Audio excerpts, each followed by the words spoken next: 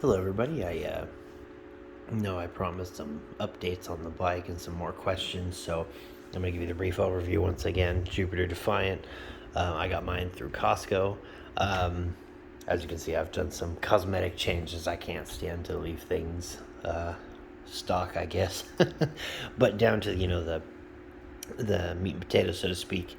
I know there's a lot of questions people have in regards to these bikes. I apologize for any fan noise, by the way. It is very warm here right now, very humid. Some questions that I had when I was purchasing this that just, again, there's just not a lot of content out there. So, number one question I get: how far can it go? That is a very good question, and it's not an easy question to answer. In a way, there is an easy answer, which is it depends. Someone like me, I'm over 250. I ride this thing literally every day. And this thing will easily take me 20 some odd miles farther if I'm pedal assisting.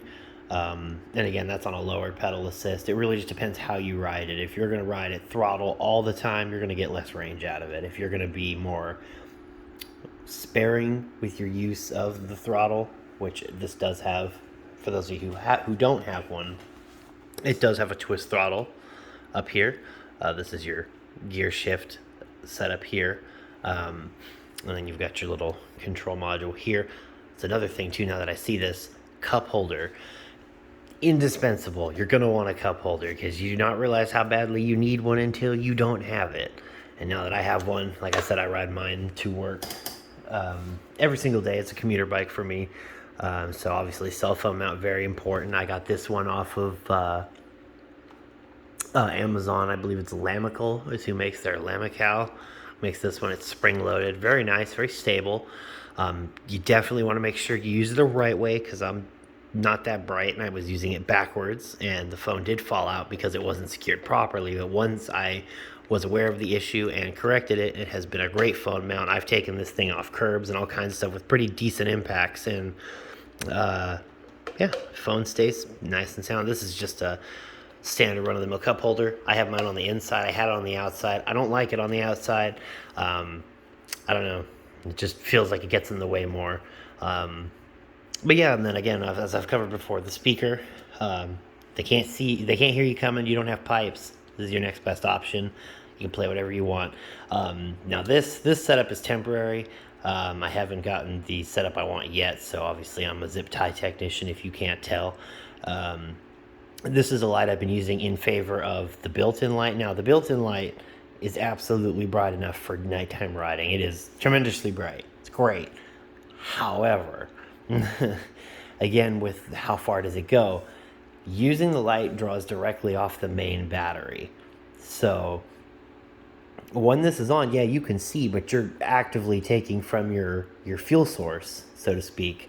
So in my case, I mocked up just a temporarily replacement. So I ride with this, a USB, little USB rechargeable light. I don't have the mount for it. I guess it got lost when I was moving, but definitely a good option because then again, you can save your battery. The only downside to not having the light on is at night, this screen only illuminates when the light is on.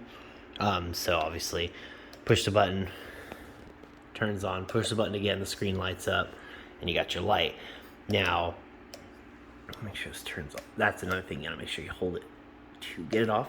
Now, my rear light setup right now is not the permanent one that I want. It is something I have made work because, again, one thing I had to do, as I stated in my previous video, for people who are larger, you're definitely going to want another seat. I'm going to say that right now.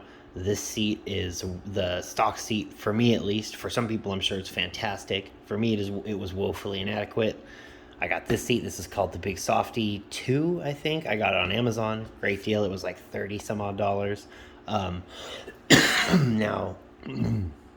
the mounting setup.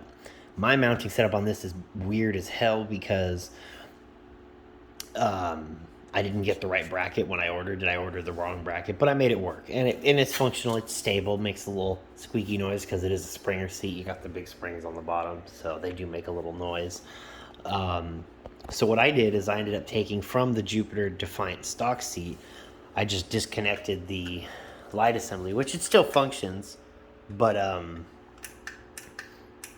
yeah, I ended up doing that, and it works really well. Again, zip tie technician to save the day. But it is a great bike. It's tons of power. It carries me no problem. So if you're under 250 pounds, this thing's gonna zip you around no problem because it handles me just fine. And I do pedal assist a lot. Only use the throttle, generally speaking, on flat, mostly even ground.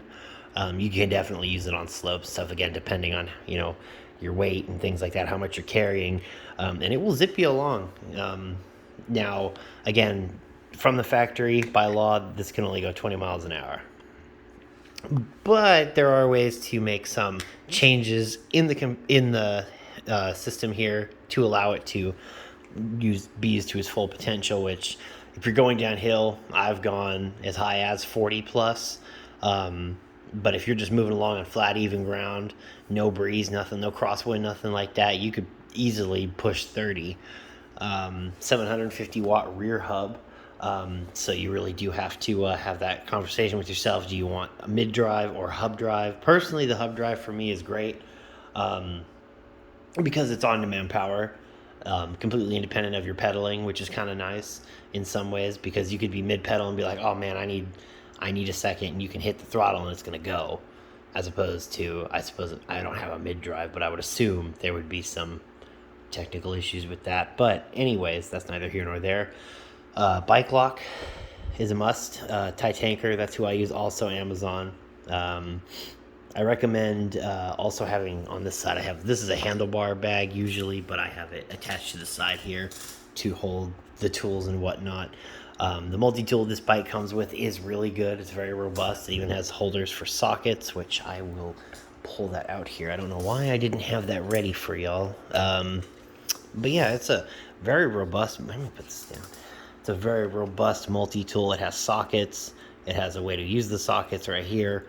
It's a really all-in-one tool, and so pretty much anything you're ever going to need for this bike, you have it. Pretty well made, sturdy construction. I'm kind of surprised that it wasn't branded in some way, like Jupiter bike or something.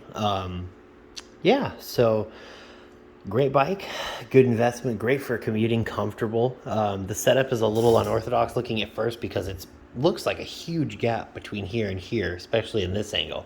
But when you're on the bike, it feels super natural. Like, having all this room is really, really nice because it also enables you to potentially, which I'm looking into, a bag setup here because you have all this free space that you can use. Now, it depends also heavily if you're going to be folding, unfolding the bike or not.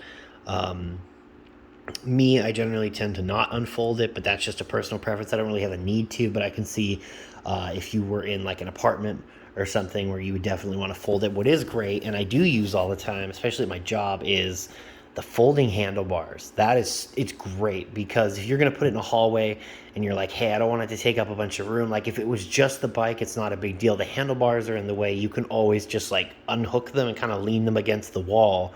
So now you're not taking up the hallway with your handlebars. And yeah, it's just little things about the little quirks about owning a folding bike that you never would have thought of. And then now that you have it, you're like, wow, this is fantastic.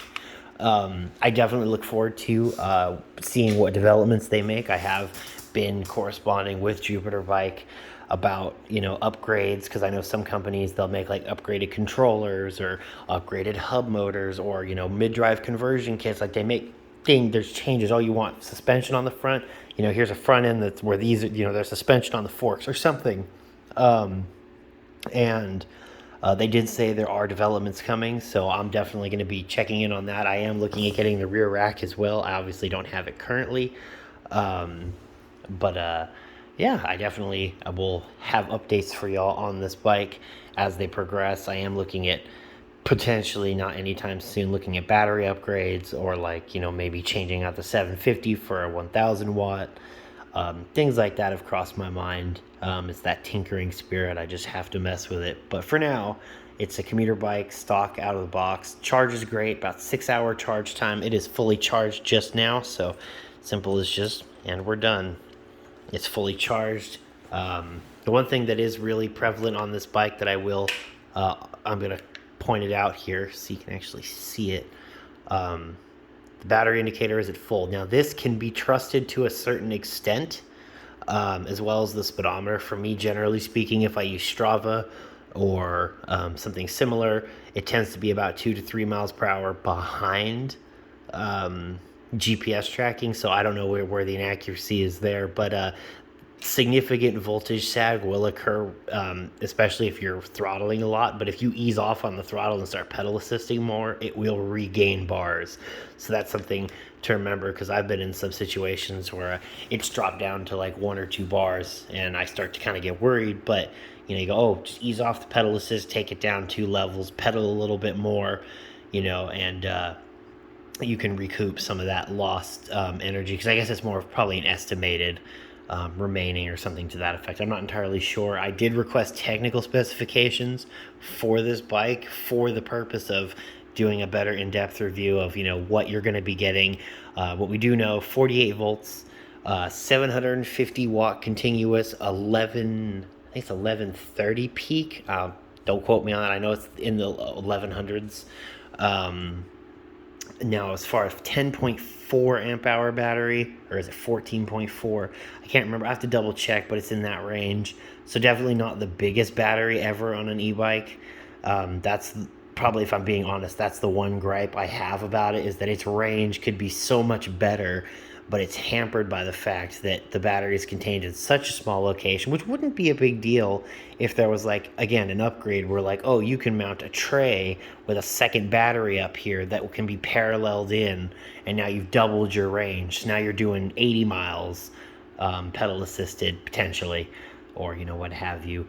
But again, that's just a small complaint. That's not even really a complaint. It's just something I would like to see. Again, they did state that there will be upgrades coming in the next year or so, so definitely going to keep an eye on that. But yeah, thanks for watching, and if you have any questions, leave them in the comments. I'll definitely do my best to respond to them.